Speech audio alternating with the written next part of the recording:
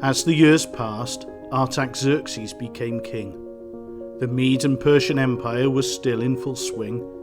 Nehemiah was trusted, the king's food he tasted. He was from Jerusalem, the city lay wasted.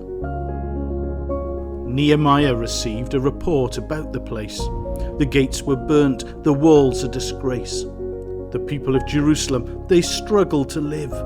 They needed someone, their help to give. As he heard the words, it was his worst fears. It really upset him, it drove him to tears. Nehemiah prayed to the awesome God who is great. Let Jerusalem be rebuilt with walls and a gate. Nehemiah went into the king to serve him his wine. He tried to smile and pretend he was fine. Although he tried hard, the king saw right through. What's the matter, Nehemiah? What can I do? Nehemiah explained about Jerusalem's pity. He wanted to go back and rebuild the city. He didn't know what the king's reaction would be. The king gave him timber, soldiers, and a royal decree. Nehemiah set off excited, clutching his letter.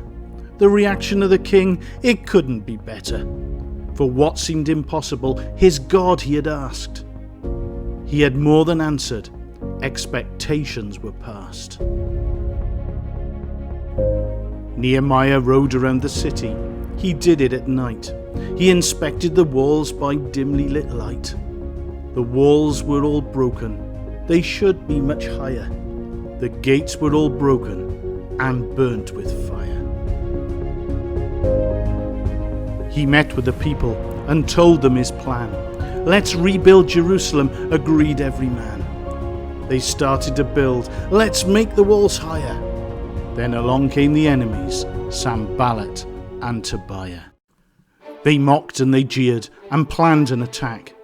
The people trusted in God, they wouldn't crack. Half the people built and half stood on guard. They trusted in God, though times were so hard.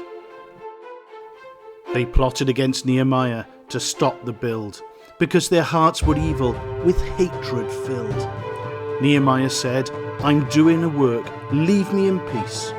It is God's great work, and it must not cease. The work, it was great, and it did amaze. The city was rebuilt in just 52 days. When a task is from God, it's a task you must do. You must pray for his strength, and he will help you.